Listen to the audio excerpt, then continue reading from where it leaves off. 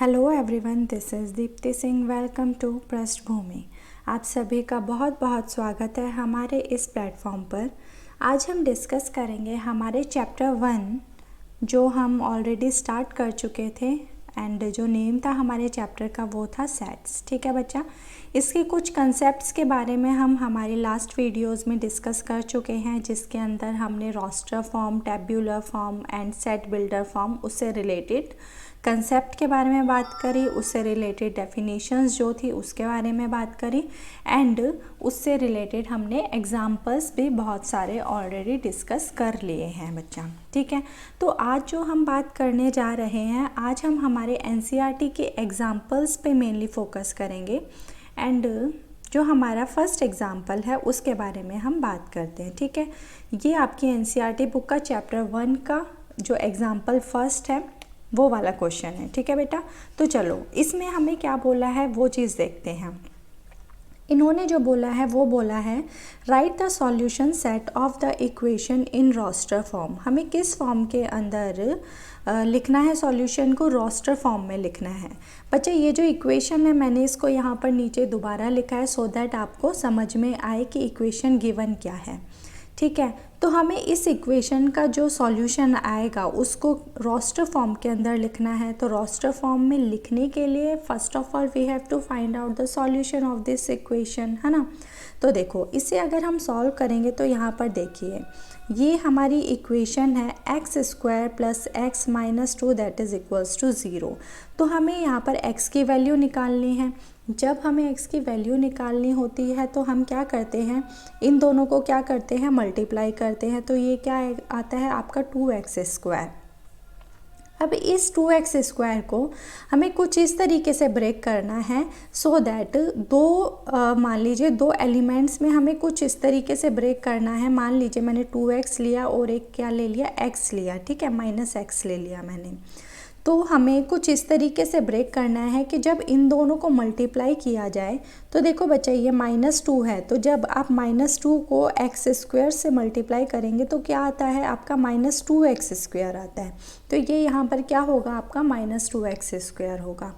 तो -2x² को इस तरीके से ब्रेक करिए आप सो दैट जब उन दोनों पार्ट्स को आप या तो ऐड करें या फिर आप सब्ट्रैक्ट करें तो आपका क्या आ जाए, ये जो मिड की वैल्यू होती है +x ये आ जाए। ठीक है, इन दोनों को ऐड या सब्ट्रैक्ट करने पे हमें क्या चाहिए, +x चाहिए।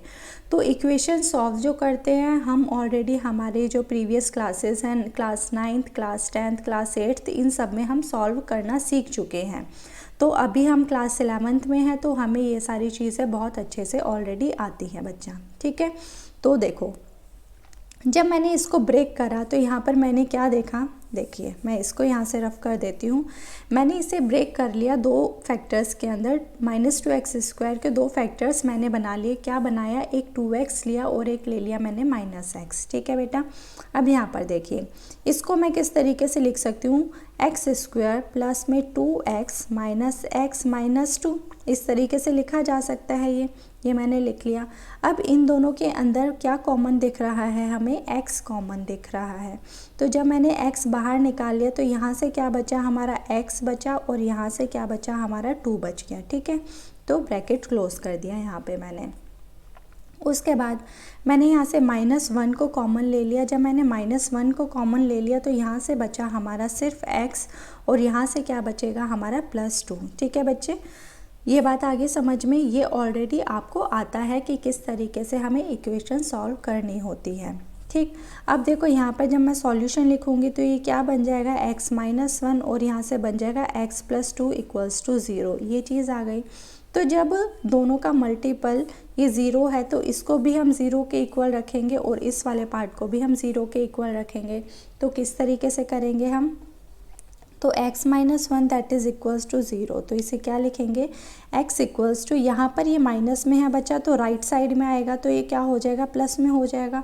एंड 0 + 1 कितना होता है आपका, 1 होता है। तो x की यहाँ से एक तो वैल्यू आपको मिल गई कि x जो है वो हमारा 1 हो गया। ठीक है, और जो दूसरा है हमारा x + 2, जब मैंने इसको रखा किसके इक्वल, 0 के इक्वल रखा तो यहाँ पे क्या हो गया, x को मैंने यहाँ पे अकेला छोड़ दिया और ये यहाँ पर माइनस में है, तो जब ये राइट साइड में जाएगा तो बच्चा क्या हो जाता है, साइन चेंज होता है। तो प्लस वाला साइन जो होगा वो किस में चेंज हो जाएगा, आपके माइनस में चेंज हो जाएगा। तो यहाँ पर क्या हो जाएगा, ये -2 हो जाएगा। तो x की यहाँ से आपको क्या वैल्यू मिलेगी, 0 - 2 इज इक्वल्स टू -2, ये हो गया। तो x की यहाँ पर आपको वैल्यू मिल गई -2, ठीक है। तो x का सॉल्यूशन क्या आया, आपके पास x की वैल्यू आ गई एक 1 और एक आ गई आपकी -2, ठीक है बच्चे। अब इन्होंने बोला है कि ये जो सॉल्यूशन आपने निकाला है, x की जो आपने वैल्यूज़ निकाल ली है, इसे किस में लिखना है, हमें रोस्टर फॉर्म में लिखना है। किस में लिखना है, रोस्टर फॉर्म में लिखना है। तो आपको मैंने क्या बताया था कि रोस्टर फॉर्म में किस तरीके से लिखा जाता है। अब देखो मैं इसको यहाँ से थोड़ा सा रफ़ कर देती हूँ, इस पार्ट को देखो, बस मैंने इक्वेशन ये रफ़ कर दिया। तो जब मुझे ये किस में लिखना है, आपको रोस्टर फॉर्म में लिखना है, तो मैंने आपको क्या सिखाया, तो रोस्टर फॉर्म के लिए सबसे पहले लगाइए आप ब्रैकेट लगा देंगे। उसके बाद लिखिए आप उसके एलिमेंट्स कितने हैं एलिमेंट्स, एक 1 है और एक -2 है, ये दोनों एलिमेंट्स लिख दिए आपने।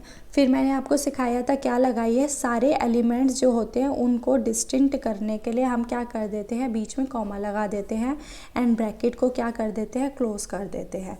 तो इस क्वेश्चन का जो आंसर होगा आपका, ये इसका आंसर हो जाएगा, ठीक है बच्चा। क्वेश्चन जो आपका एग्जाम्पल 1 है, एग्जाम्पल 1 का आंसर ये हो जाएगा, ठीक है। नेक्स्ट एग्जाम्पल देखते हैं हम, यहाँ देखते हैं हमारा एग्जाम्पल नंबर 2। इसके बारे में बात करते हैं। इसमें इन्होंने क्या बोला है, ये देखिए, राइट द सेट। ये आपको एक सेट दे रखा है जो किस में लिखा हुआ है, सेट बिल्डर फॉर्म के अंदर लिखा हुआ है। इस सेट को हमें किस में लिखना है भाई, हमें लिखना है हमारे रोस्टर फॉर्म के अंदर। तो ज़रा रीड करते हैं कि ये क्या कहना चाहता है, ये देखते हैं, ठीक है। यहाँ पर देखिए आप, इसके अंदर देखो क्या बोला है इन्होंने बोला है कि कोई एक सेट है जिसके अंदर, ये क्या लिखा हुआ है, कोई एक सेट है जिसके अंदर जो एलिमेंट्स हैं, इन्होंने बोला है कि भाई आपका कोई ए मैंने ले लिया, कोई एक सेट है जिसके अंदर x एलिमेंट है।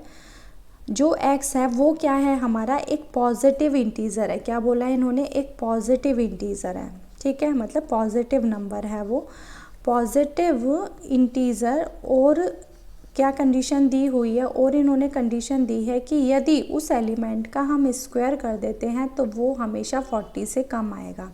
ये चीज़ इन्होंने सेट बिल्डर फॉर्म में दे दी, ठीक है। तो इन्होंने बताया है कि हमें इसको किस में लिखना है, एक रोस्टर फॉर्म के अंदर हमें लिखना है। और रोस्टर फॉर्म में लिखने के लिए हमारे पास वैल्यूज़, एलिमेंट्स सारे पता होने चाहिए। तो हमें यहाँ पे एक 2 बातें दी हैं इन्होंने कि जो वो x है वो क्या है, एक पॉजिटिव इंटीज़र होना चाहिए। तो पॉजिटिव इंटीज़र क्या होते हैं, 1 2 3 4 5, ये पॉजिटिव इंटीज़र है। -1 क्या पॉजिटिव इंटीज़र है, नहीं भाई, क्योंकि ये नेगेटिव साइन लगा हुआ है इसलिए नेगेटिव इंटीज़र हो गया। क्या -2 जो है वो भी एक पॉजिटिव इंटीज़र है, नहीं, क्योंकि माइनस साइन होने की वजह से ये एक नेगेटिव इंटीज़र हो गया। तो पॉजिटिव इंटीज़र क्या है आपके, 0 से स्टार्ट होंगे, 1 2 3 4 5, ये हो जाएंगे आपके पॉजिटिव इंटीज़र्स, है ना। ये क्या हो जाएंगे बच्चे, आपके पॉजिटिव इंटीज़र हो जाएंगे एक तरह से देखा जाएगा तो। चलो, उसके बाद इन्होंने जैसे 6 हो गया, 7, all these are the positive integers, ठीक है बेटा। उसके बाद इन्होंने बोला है कि एक्स स्क्वायर, जब ये जो नंबर्स हमने देखे, इन नंबर्स का हम स्क्वायर करते हैं तो वो स्क्वायर हमेशा कितने से कम होना चाहिए, 40 से कम होना चाहिए, ठीक है। तो हमने यहाँ 2 कंडीशंस बता दी कि x में जो मतलब a सेट जो है उसके अंदर जो भी आपका एलिमेंट आएगा वो एलिमेंट ऐसे होने चाहिए आपके कि एक तो वो पॉजिटिव इंटीज़र हो, साथ ही साथ उनका स्क्वायर जब करे तो वो 40 से कम हो। तो हमने देखा पॉजिटिव इंटीज़र ये होते हैं। अब सेकंड कंडीशन के लिए हमें क्या करना होगा, उनका स्क्वायर चेक करना होगा। तो मैंने यहाँ पे स्क्वायर चेक करा। 1 का स्क्वायर क्या होता है बच्चा, 1 होता है। 2 का स्क्वायर क्या होगा, 4। 3 का स्क्वायर 9। 4 का स्क्वायर 16। 5 का स्क्वायर 25। 6 का स्क्वायर क्या होगा, 36। 7 का स्क्वायर क्या होता है, 49। तो यहाँ पर तो ये बोला है कि सिर्फ वो एलिमेंट्स आएंगे इस सेट के अंदर जिनका स्क्वायर जो है 40 से कम होना चाहिए। बट यहाँ 7 का स्क्वायर तो 49 आ गया, और 49 जो होता है बच्चे ये तो 40 से बड़ा होता है। बट हमें चाहिए कैसा, हमें चाहिए जो 40 से कम हो। तो ये वाला तो इंक्लूड कर नहीं सकते हम। क्यों नहीं कर सकते? क्योंकि 49 जो है वो तो 40 से बड़ा हो जाता है। हमें तो सिर्फ वो एलिमेंट लेने हैं जिनका स्क्वायर जो होगा वो हमेशा 40 से कम आएगा। तो 40 से कम सिर्फ इन एलिमेंट्स का ही स्क्वायर आ रहा है। तो इसके अंदर कौन कौन से एलिमेंट आएंगे? एक 1, एक आएगा 2, एक आएगा 3, एक आएगा 4 और एक आएगा 5 और एक आएगा 6। तो ये सारे जो एलिमेंट हैं वो इसके अंदर आ जाएंगे। तो आप जब आंसर लिखेंगे तो आप आंसर क्या लिखेंगे वो देखिए। जब आप आंसर लिखेंगे बच्चे, यहाँ लिख देती हूँ मैं साइड में। जब मुझे रोस्टर फॉर्म में लिखना है तो मैं लगाऊंगी एक ब्रैकेट लगाने के बाद 1 2 3 4 5 एंड 6 और उसके बाद क्या कर देंगे हम? ब्रैकेट को क्लोज। तो ये जो होगा ये हो जाएगा हमारा आंसर। ठीक है बच्चा, दिखाई दे रहा है ना सबको? ये जो होगा आपका क्या हो जाएगा बच्चे? आंसर हो जाएगा। ठीक है, चलो बढ़ते हैं हमारे एग्जाम्पल 3 पर। एग्जाम्पल 3 देखिए, इसके अंदर क्या बोला हुआ है। इन्होंने एक सेट दे रखा है आपको, सेट ए दिया हुआ है और ये किस फॉर्म में दिया बच्चा? ये रोस्टर फॉर्म में दिया हुआ है आपको सेट ए। ठीक है, और आपको इसे किस में लिखना है? इसे लिखना है हमें सेट बिल्डर फॉर्म के अंदर। और मैंने आपको क्या बताया था बच्चे? मैंने आपको बताया था जब भी आपको सेट बिल्डर फॉर्म के अंदर लिखना होता है तो आपको कोई ना कोई एक कॉमन प्रॉपर्टी फाइंड आउट करनी होती है। तो जब आप यहाँ पर देखेंगे तो आपको दिखेगा 1 जो होता है, 1 का स्क्वायर क्या होता है बेटा? 1 ही होता है। 4 जो होता है आपका, 4 2 का स्क्वायर होता है, 2 2 जा 4 हो जाता है। 9 जो है वो क्या? 3 का स्क्वायर जो है वो 9 होता है। 16 जो है वो 4 का स्क्वायर क्या होता है? वो 16 होता है। 25 जो है वो 5 का स्क्वायर हो जाता है। तो आपने इसके अंदर जो कॉमन प्रॉपर्टी फाइंड आउट करी, आपने ये देखा पहले किसका स्क्वायर हुआ भाई? देखो इधर ही लिख देती हूँ मैं। 1 जो है 1 का स्क्वायर 1 है और ये 2 का स्क्वायर क्या है बच्चे? ये हो गया आपका 4। ठीक है, जो मैंने ये नीचे लिखा था इसको रफ करके मैंने आपका ऊपर ही लिख दिया। ठीक है बेटा, अब यहाँ पर देखिए आपको कुछ चीज़ें दिखाई देंगी। ये क्या लिखा है भाई? 1। ये क्या लिखा है? 2। ये क्या लिखा है? 3। ये क्या लिखा है? 4। ये क्या लिखा है भाई? 5। मतलब 1 2 3 4 5। ठीक है, आगे ये डॉट डॉट लगे हुए, इट मीन्स ये चीज़ आगे चलती जाएगी। आगे 6 आएगा, फिर 7 आएगा, इस तरीके से ये कंटिन्यू होती चली जाएगी। तो बच्चा ये सारे कैसे नंबर्स हैं ये बताइए भाई? इनको तो बोला जाता है नेचुरल नंबर, यही बोला जाता है। हम यहाँ पे क्या कर रहे हैं? एक कॉमन प्रॉपर्टी फाइंड आउट करने की कोशिश कर रहे हैं। ठीक है, उस कोशिश में मैंने सबसे पहले ये चीज़ नोटिस कर ली कि ये जितने भी भाई यहाँ पे एलिमेंट्स लिखे हुए हैं ये सारे एलिमेंट्स जो हैं वो स्क्वायर हैं।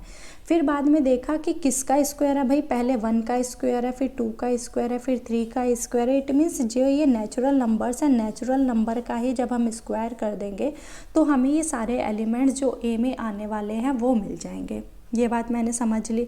चलो अब इसकी सेट बिल्डर फॉर्म कैसे लिखी जाती है? देखो यहाँ पर मैंने आपको सिखाया था सेट बिल्डर फॉर्म में आपको क्या करना है। सबसे पहले नेम दे दीजिए सेट का। मैंने मान लिया ए ले लिया, ठीक है। उसके बाद ऑब्वियसली ये नेम दिया हुआ है तो यही चीज़ मैंने यहाँ पे लिख दी इक्वल्स टू। फिर क्या लगाते थे हम? एक ब्रैकेट लगाते थे जिसका मतलब क्या होता था बताओ? याद आया कुछ मैंने आपको कॉलन का भी मीनिंग बताया था, इस ब्रैकेट का भी मीनिंग बताया था, याद होगा आपको, ठीक है। चलो उसके बाद क्या करते थे हम? यहाँ पे लगाते थे एक्स, ठीक है। The set of all x, कुछ याद आया? आ गया भाई, याद आ गया। सच दैट एक्स का यहाँ पे मैंने अब क्या कर दिया, इसके बाद कॉलन लगा दिया। ये क्या मीनिंग हो गया? Such that. अब मैंने बोला कि यहाँ पर जो भी एक्स हैं इस सेट ए के अंदर जो भी एलिमेंट्स है, एक्स क्या है? कोई भी any element of this set, है ना। एक्स क्या है बच्चा? Any element of this set. आप कोई भी एलिमेंट उठा लीजिए, जो बात यहाँ मैं लिखूंगी वो बात उस एलिमेंट के लिए सच होगी। तो यहाँ पर क्या लिखेंगे भाई? जी यहाँ पर जो भी नंबर लिखा हुआ है वो क्या है? एक्स इज़ द स्क्वायर है। किसका स्क्वायर है भाई? ये बताओ मुझे। एक्स जो है वो स्क्वायर है, स्क्वायर ऑफ किसका स्क्वायर हो रहा है यहाँ पे? नेचुरल नंबर का। किसका स्क्वायर हो रहा है बच्चा? नेचुरल नंबर का स्क्वायर हो रहा है। क्या मैंने ये बात सही लिखी है? ये देखो ये चीज़ लिख दिया मैंने। ओके, मैं अगेन आपको कुछ दिखाती हूँ। यहाँ पर देखो, इसको मैंने कर दिया इरेज और इसको मैंने यहाँ पे साइड में लिख दिया और साइड में अगेन मैंने इसी चीज़ को सेम लिख दिया है जो आपके क्वेश्चन में दी गई है, ठीक है। ये इस तरीके से चल रहा है। और उसके बाद हमने क्या देखा था? हमने ये देखा कि ये होता है 1 का स्क्वायर, ये जो है ये है हमारा 2 का स्क्वायर, ये जो है ये है 3 का स्क्वायर, ये जो है ये है 4 का स्क्वायर, ये जो है ये है हमारा 5 का स्क्वायर, और ये जो 1 2 3 4 5 ये क्या होते हैं भाई, ये सब होते हैं हमारे नेचुरल नंबर। तो हमने ये जाना कि भाई नेचुरल नंबर का ही हम क्या कर रहे हैं, अगर स्क्वायर कर देते हैं तो हमें क्या मिल जाता है, हमें मिल जाता है जो सेट ए है उसके अंदर लिखे हुए एलिमेंट्स हमें मिल जाते हैं। ठीक है, तो जो फर्स्ट हमने आंसर लिखा भाई, आंसर जो हमारा फर्स्ट था वो क्या मिला हमें, आंसर जो पहला लिखा उसके अंदर मैंने लिखा सेट ए है, इसको इक्वल करा, यहाँ पे मैंने ब्रैकेट लगाया, इसके अंदर x सच दैट x क्या है भाई, x किसका स्क्वायर है, नेचुरल नंबर का स्क्वायर है। तो यही बात क्या लिख दी मैंने, x is the square of natural number, ये चीज़ हमने यहाँ पर लिख दी। ठीक है बच्चे, नेचुरल नंबर। ठीक, ये चीज़ मैंने यहाँ पर, सॉरी ये ब्रैकेट गलत लग गया, ये वाला ब्रैकेट लग गया। ठीक है, ये चीज़ मैंने यहाँ पर लिख दी। चलो इसका, इसी चीज़ को मैं और भी तरीके से लिख सकती हूँ, कैसे लिख सकती हूँ वो देखिए। यहाँ पर देखो, अगर मैं लिखूँ ए, सेम चीज़ लिख रही हूँ, देखते चलना ज़रा क्या लिख रही हूँ, उस चीज़ को समझने की कोशिश करना, नहीं आता तो मैं बताती हूँ। ये ब्रैकेट लगा दिया, x लगाया, कॉलन लगाया, उसके बाद क्या लिखा मैंने, x लिखा। अब तक तो मैंने सेम बात लिखी। देखो अब इसमें मैंने क्या लिखा है, is the square of natural number. ठीक है, यही तो लिखा। तो मैंने नेचुरल नंबर को क्या नेचुरल नंबर को मैंने मान लिया n लिख दिया, मैंने नेचुरल नंबर को n लिख दिया और इसका कर दिया स्क्वायर। क्या मैंने गलत लिखा, क्या ये दोनों बातें सेम हैं? आप क्या बोलोगे, हाँ जी मैम ये दोनों बातें सेम हैं, क्योंकि मैंने क्या किया है, नेचुरल नंबर को बस n लिख दिया है और सेम जो स्क्वायर ऊपर लगा हुआ है वही स्क्वायर मैंने नीचे लगा दिया, यही लिख दिया। अच्छा, ये x यहाँ पे लिख दिया, ये वाला कॉलन यहाँ लगा दिया और ये x मैंने यहाँ पे लिख दिया। मैंने कुछ अब तक गलत किया, बताओ? नहीं किया। ठीक है, उसके बाद क्या लिखा है इसमें, is the square of natural number. मैंने इस नेचुरल नंबर को लिख दिया बच्चे n। क्या लिखा मैंने, n। तो इस चीज़ को मैं ये लिख सकती हूँ n स्क्वायर, ये वाली बात लिख सकती हूँ, बताओ? इस बात का यही मतलब है ना। और इसके बाद अगर मैं क्या लिखूँगी बताने के लिए, जहाँ पर मैं ये बताऊँगी इसमें कि n क्या है, मैंने n किसको लिखा है, तो मैंने बोला n जो होगा वो बिलोंग करेगा किससे, नेचुरल नंबर से। बड़ा n जो होता है वो नेचुरल नंबर को डिनोट करता है। बड़ा n का मतलब क्या होता है, आपका नेचुरल नंबर होता है ना। देखो मैंने आपको क्या समझाया था, अगर आपको याद हो, कि जैसे मान लीजिए n क्या है, नेचुरल नंबर होते हैं, नेचुरल नंबर होते हैं 1 2 3 4 5 और ये सिर्फ चलती जाती है ना। तो मैंने आपको क्या बताया था, जैसे 3 है, अगर मैं बोलूँ क्या 3 बिलोंग कर रहा है नेचुरल n के अंदर, आप बोलोगे हाँ जी बिलोंग कर रहा है। क्यों कर रहा है, क्योंकि ये जो सेट मैंने लिखा है इसके अंदर मुझे साफ साफ दिखाई दे रहा है कि 3 यहाँ पर है। पर क्या मैं बोलूँगी 0 इसमें बिलोंग कर रहा है, तो मैं कहती हूँ नहीं बिलोंग करता, क्योंकि इस सेट के अंदर मुझे कहीं भी 0 लिखा हुआ नहीं दिख रहा। ये शुरू ही किससे हुआ है, 1 से शुरू हुआ है ना। तो बिलोंग का मतलब यही होता है ना कि वो एलिमेंट उस सेट में होना चाहिए, वो एलिमेंट उस सेट में होगा तो क्या करोगे, बिलोंग लगाओगे। अगर नहीं होगा तो इस बिलोंग को क्या कर देते हैं, हम काट देते हैं। यही चीज़ होती है। अब देखो यहाँ पर क्या था, ये जो n है ये क्या है, किससे बिलोंग कर रहा है, इसी नेचुरल नंबर से बिलोंग कर रहा है। मतलब कि हम यहाँ पर n सिर्फ उन नंबर्स को लिख सकते हैं जो नेचुरल नंबर के अंदर आएंगे। ठीक है, आई बात समझ में। तो ये जो मैंने ऊपर लिखा था सेम इसको हम इस तरीके से भी लिख सकते हैं। तो ये दोनों ही आंसर जो होते हैं करेक्ट हो जाते हैं जब हम एग्जाम्पल 3 के बारे में बात करते हैं। ठीक है बेटा, उसके बाद देखते हैं हम हमारा एग्जाम्पल 4। यहाँ पर देखिए एग्ज़ाम्पल 4 के बारे में अगर मैं आपसे बात करूँ तो एग्ज़ाम्पल 4 क्या कहता है भाई, हमें ये कह रहा है कि हमें किस फॉर्म में लिखना है, हमें लिखना है भाई सेट बिल्डर फॉर्म के अंदर लिखना है। कैसे लिखना है, सेट बिल्डर फॉर्म के अंदर लिखना है। ठीक बच्चे, ये थोड़ा क्वेश्चन है ना मिसप्रिंट हो गया, इसको यहाँ से काट दो, मैं आपको ज़रा नोट डाउन करवा देती हूँ। क्वेश्चन जो है हमारा वो ये है, ये मिसप्रिंटिंग हो गई है यहाँ पे। हमें क्या करना है, राइट द सेट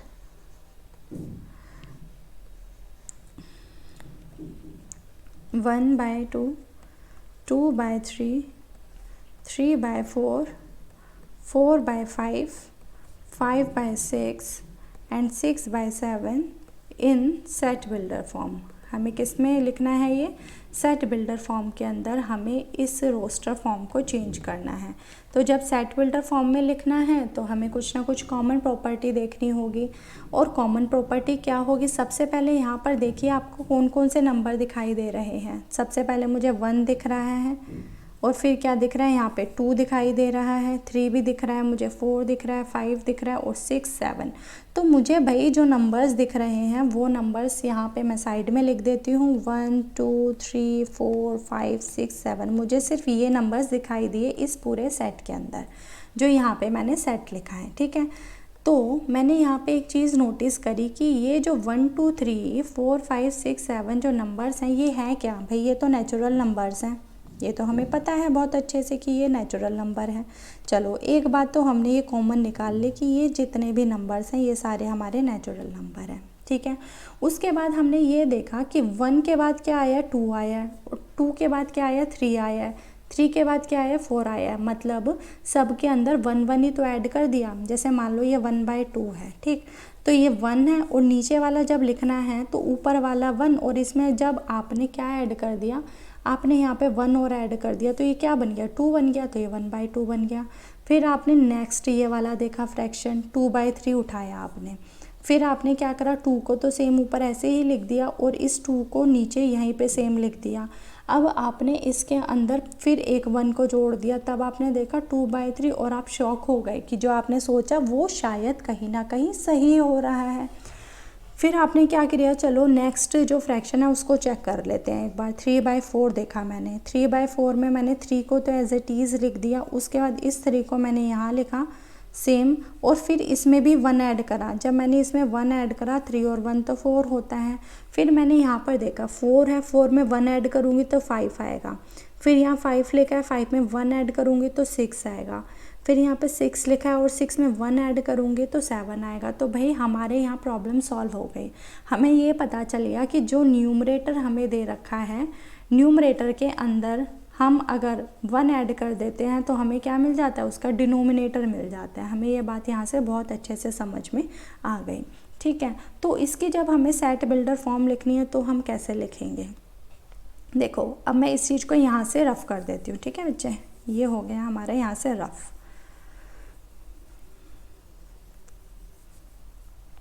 हो जा भाई। चलो अब हमें इसे किस में चेंज करना है, हमें चेंज करना है भाई सेट बिल्डर फॉर्म के अंदर। तो किस तरीके से चेंज होगा ये देखिए।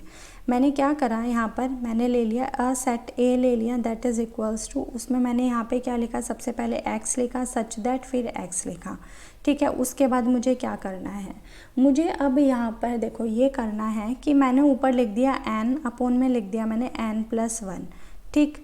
आई बात समझ में कि जो n अगर ऊपर कोई नंबर डाला जाता है, जहाँ पर मैं क्या कह रही हूँ, जहाँ पर n जो है वो क्या है भाई, एक नेचुरल नंबर है। n क्या है आपका, एक नेचुरल नंबर है। ये बात हमने यहाँ पे कंफर्म कर ली थी, नेचुरल नंबर है, ठीक है। और यहाँ पे कौन कौन सा नेचुरल नंबर आया था, सिर्फ यही नंबर्स तो आए थे। तो जो नेचुरल नंबर होगा वो कहाँ से कहाँ तक है, 1 से कहाँ तक है भाई, ये 1 से है आपका 7, देखो 7, एक सेकेंड, 1 से कहाँ तक है, यहाँ तक है, ये 7 तक है, ठीक है। मेरी बात समझना, आपको क्लोज्ड एंड ओपन इंटरवल पता है। जब आप इस तरीके से साइन लगाते हो तो ये हो जाता है आपका क्लोज इंटरवल, मतलब इंक्लूड हो जाता है। जैसे यहाँ पर देखो, यहाँ पे ये क्या लिखा हुआ है, ये देखना, ये क्या लिखा हुआ है आपका, लेस देन n लिखा हुआ है, ठीक है। अभी ये कह रहा है कि n जो है वो 1 से बड़ा है, n क्या है, 1 से बड़ा है, अभी ये बात कहना चाह रहा है। लेकिन जो हमने यहाँ पर देखा तो 1 से बड़ा थोड़ी है, पहले तो 1 ही है, पहले क्या है, 1 है। तो जब 1 को अगर मुझे इंक्लूड करना है, इससे तो सिर्फ ये बात सामने निकल के आई कि 1 से बड़ा है। अगर 1 को भी इंक्लूड करना है तो मैं इक्वल्स टू लगा देती हूँ।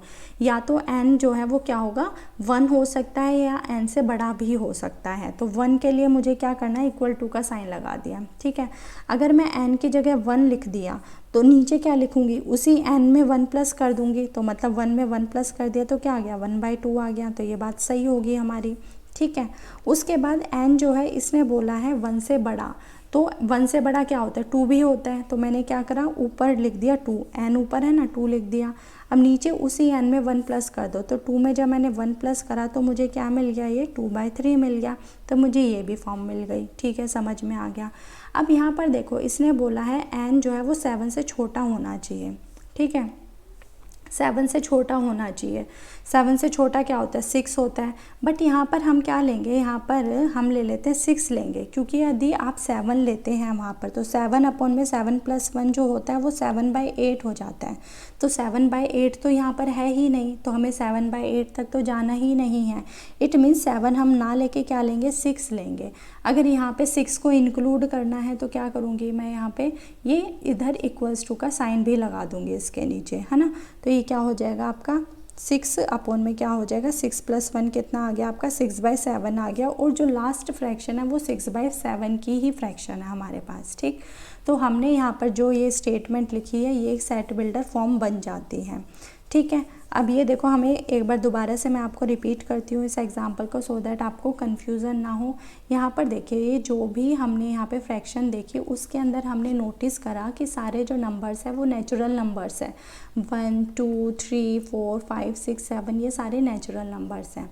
उसके बाद हमने देखा कि जो न्यूमरेटर है ना और जो डिनोमिनेटर है, डिनोमिनेटर बनाने के लिए हमें हमेशा जितने भी यहाँ पे दिए हुए हैं उसके अंदर यदि 1 ऐड कर देते हैं तो हमें डिनोमिनेटर मिल जाता है।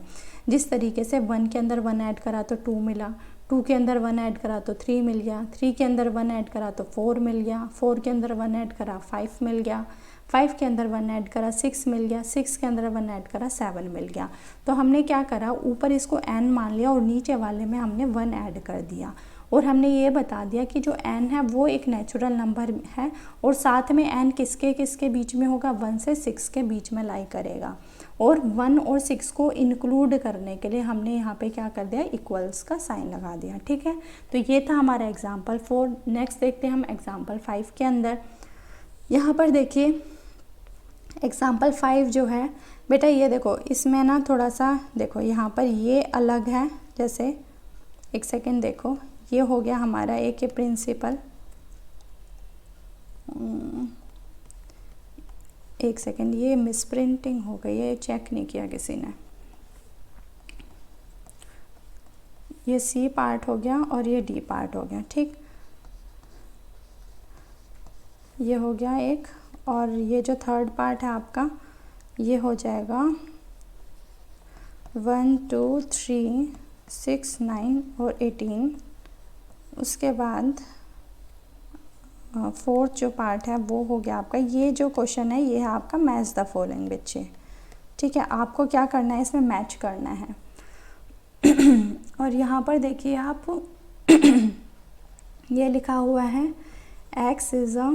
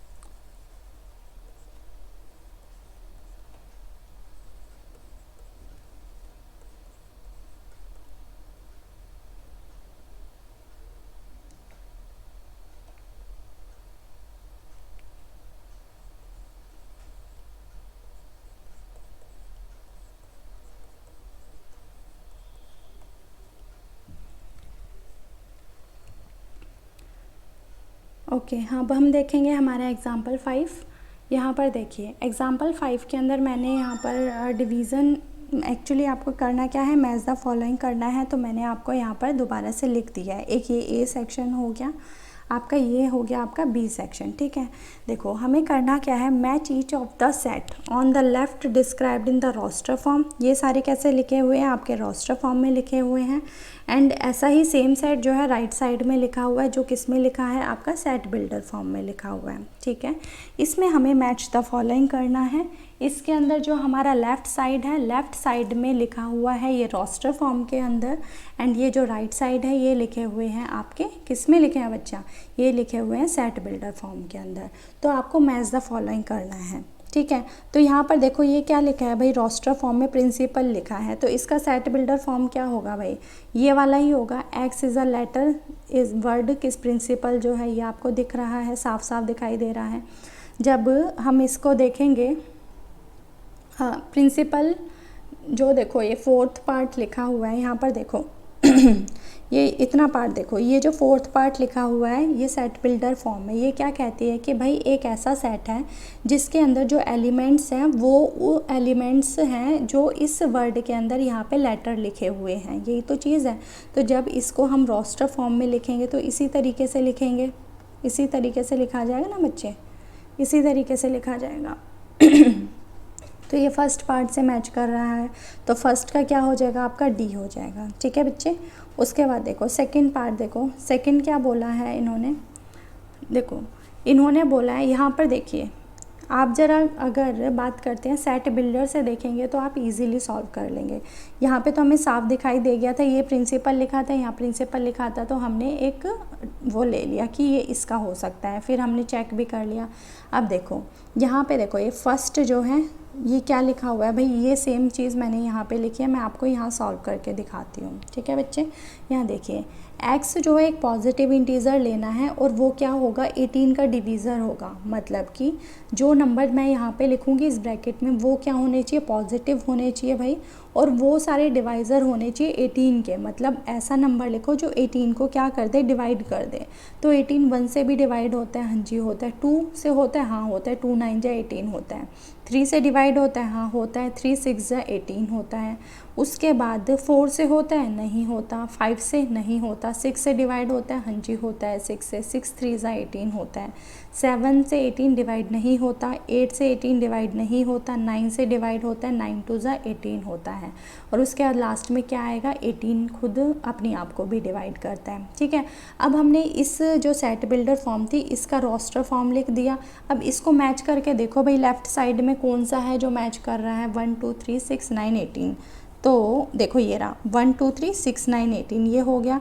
तो ये जो हमारी ए जो फॉर्म थी सेट बिल्डर, इसका क्या हो जाएगा, ए ये हो जाएगा। ठीक है, तो इसको मैच करने का क्या तरीका है, सबसे अच्छा कि जो सेट बिल्डर फॉर्म दी हुई है आप उसको उठाओ और उससे अपनी रोस्टर फॉर्म अपनी रोस्टर फॉर्म बना लो।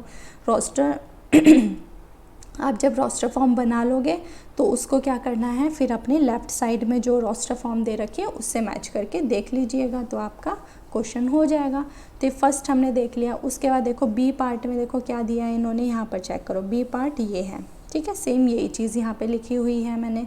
अब यहाँ देखो ये क्या बोला है कि एक ऐसा सेट लिखिए जिसके अंदर x क्या होना चाहिए, आपका इंटीज़र होना चाहिए, और ये क्या लिखा है बच्चे, ये लिखा है x² - 9 that is equals to 0, ये इक्वेशन लिखी हुई है। ठीक है, तो मतलब हमें क्या करना है, x² - 9 इक्वल्स टू 0 जो एक इक्वेशन है, इस इक्वेशन का जो सॉल्यूशन होगा उसी को हमें किस में लिखना है, हमें लिखना है रोस्टर फॉर्म में। जब हम इसको सॉल्व करते हैं तो ये माइनस वाला राइट साइड में जाता है तो +9 बन जाएगा, ये हो गया। ओके, उसके बाद जब x से आप स्क्वायर हटाओगे तो क्या करोगे, रूट ले लोगे 9 का, और जब 9 का रूट हटाते हैं तो क्या आएगा, +-3 आता है। तो यहाँ पे हमें मिला x की वैल्यू क्या होगी, या तो प्लस होगी या फिर क्या होगी, माइनस होगी। और यहाँ पे हमें क्लियरली दिखा हुआ है कि x जो है इंटीज़र है, ना ऐसा लिखा कि पॉजिटिव इंटीज़र है, ना ऐसा लिखा नेगेटिव इंटीज़र है। इट मीन्स x की हमें जो दो वैल्यू मिली है ये ही इसका क्या हो जाएगा, सॉल्यूशन हो जाएगा। एक क्या हो गया, +3 हो गया, और एक क्या हो गया हमारा, -3 हो गया, है ना। तो ये चीज़ बन गई। अब हमें क्या करना है, इसको रोस्टर फॉर्म में लिखना है, तो ये बन गई रोस्टर फॉर्म हमारी। तो देखो ये वाली सेम दिखाई दे रही है हमें, तो इसका आंसर क्या हो जाएगा, बी हो जाएगा हमारा। ठीक है बच्चा। उसके बाद देखो इसका जो सी पार्ट है वो वाला देखो, सी पार्ट क्या कहता है हमारा, देखो इधर सी पार्ट कहता है कि x एक ऐसा इंटीज़र है जिसमें इसका सॉल्यूशन, हमें ऐसा रोस्टर फॉर्म लिखना है जिसमें किसका सॉल्यूशन होगा, x + 1 = 1, ये जो इक्वेशन है इसका सॉल्यूशन होगा। अब इक्वेशन क्या है, x + 1 = 1, ये दे रखा है इन्होंने। तो देखो x को मैंने यहीं छोड़ दिया, ये क्या है +1 है, तो जब राइट साइड में जाएगी तो ये क्या बन जाएगा आपका -1 बन जाएगा, तो -1 कर दिया। 1 में से 1 गया तो क्या बचता है, 0 बचता है। तो हमें यहाँ पे क्या मिला कि x कितना आ गया भाई, 0 आ गया। ठीक है, तो जब रोस्टर फॉर्म बनानी है तो क्या करना होगा, हमें यहाँ पे 0 को कर्ली ब्रैकेट में डाल देंगे, तो ये क्या हो जाएगा आपका सी पार्ट हो जाएगा। ठीक है, तो ए भी टिक हो गया, बी भी टिक हो गया, सी भी टिक हो गया और आपका डी भी टिक हो गया। आई होप आपको ये वाला एग्जांपल अच्छे से समझ में आया होगा। ठीक, तो आज के सेशन में हमने क्या देखा भाई, आज के सेशन में हमने 5 एग्जांपल्स सॉल्व करे हैं एंड इन 5 एग्जांपल्स में हमने करा क्या है, हमने रोस्टर फॉर्म और सेट बिल्डर फॉर्म जो हमने लास्ट वीडियो में पढ़ा था उसी से रिलेटेड ये एग्जांपल्स थे। एंड इसके अंदर हमने रोस्टर फॉर्म को सेट बिल्डर में चेंज करा है और कई एग्जांपल्स में हमने सेट बिल्डर को रोस्टर फॉर्म में चेंज करा है। ठीक है, तो आई होप आपको ये सारी बातें समझ में आई होंगी। ये जो 5 एग्जांपल्स थे ये आपके एनसीईआरटी के एग्जांपल्स थे, page number 3 and page number 4 के ऊपर ये एग्जांपल्स दिए हुए हैं। आप अपनी बुक में देखिएगा एंड जब आप अपनी बुक में देखेंगे तो अब आपको कोई भी कन्फ्यूज़न नहीं होगी इन एग्जांपल्स में। नेक्स्ट वीडियो में हम बात करेंगे हमारी एक्सरसाइज जो 1.1 है उसके बारे में हम बात करेंगे। ओके बच्चा, यहाँ देखो होगी ना गड़बड़, ये यहाँ पे ऑलरेडी गिवन है क्वेश्चन, ये देखिए यहाँ पर दिया हुआ है, ये वहाँ पर ये मिसप्रिंट हो गया था, नेक्स्ट स्लाइड के अंदर ये दिया हुआ है। चलो कोई नहीं, अब तो आपको समझ में आ ही गया होगा ना ये सारा जो मैंने अभी आपको समझाया है। ठीक है, तो मिलेंगे हमारी नेक्स्ट वीडियो के अंदर एंड सॉल्व करेंगे हमारी एक्सरसाइज 1.1।